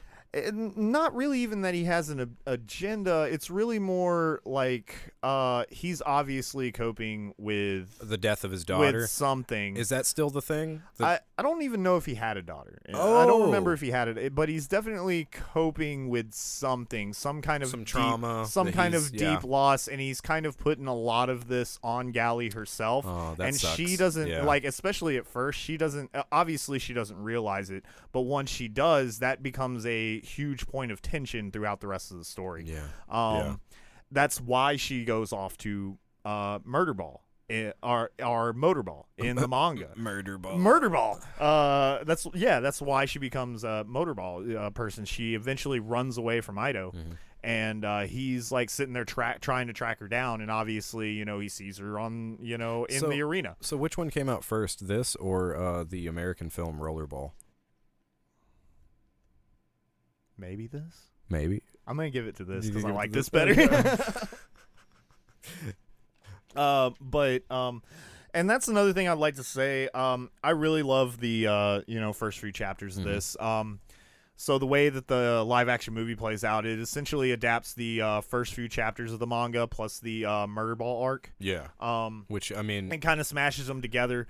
it's awesome. Go Robert Rodriguez. Yeah, he did a good job for what it is. But the manga's better. I like the way I don't like in the live action film the way that they portray Hugo or Shugo. Yeah. Which is Shugo in the manga. The relationship between him and Gally is a lot more one-sided. Oh. Yeah. Like Gally's really into this dude and wants to do everything she can to protect him, and he's just kind of not. He really pushes her away until he realizes that she's just going to give him money because he's still trying to build up money to get to Zion. Yeah, of course, yeah. But like he really has no interest in Gally at all. And then eventually just starts using her to just try to get up to Gally. And the weird kind of painful thing is at a certain point she kind of realizes that. But she keeps like trying to, because eventually she's just like, oh, eventually he'll fall in love with me. Eventually he'll reciprocate, and he just never will. So that I feel like is explored a lot more, with a lot more nuance than they do in the film. And again, with the relationship with Ido, I feel like that's also explored a lot more with a lot more nuance and complexity. Yeah. And the world is a lot more obviously a lot more fleshed out in the manga. Like they actually go outside of the city at a certain point in the later chapters. Yeah, cool. Which is ultimately my favorite part of the whole So series. is it a wasteland out there? It's kind of a wasteland, kind of a Okay. desert. There's a couple of like kind of ruined cities and stuff like that. And there's a couple of like, gangs rolling around. That's ultimately where she meets Nova, because Nova's not like the head of Zion in this. He's actually just a weird mad scientist dude that got kicked out of Zion because he was so fucking unpredictable and just crazy. You mean Ed Norton? Yeah, essentially. But and I know everybody loves the Motorball arc. I honestly feel like that's the weakest. Oh wow, really? It really feels like the reason they do tournament arcs in manga and anime anyways, it's just kind of cruise control for action stuff. I feel like after doing the first arc and really, because the first arc wraps up really well. Like it almost feels like this was all that he had planned at a certain point. And just so you guys know, the artist Yukito Shikiro.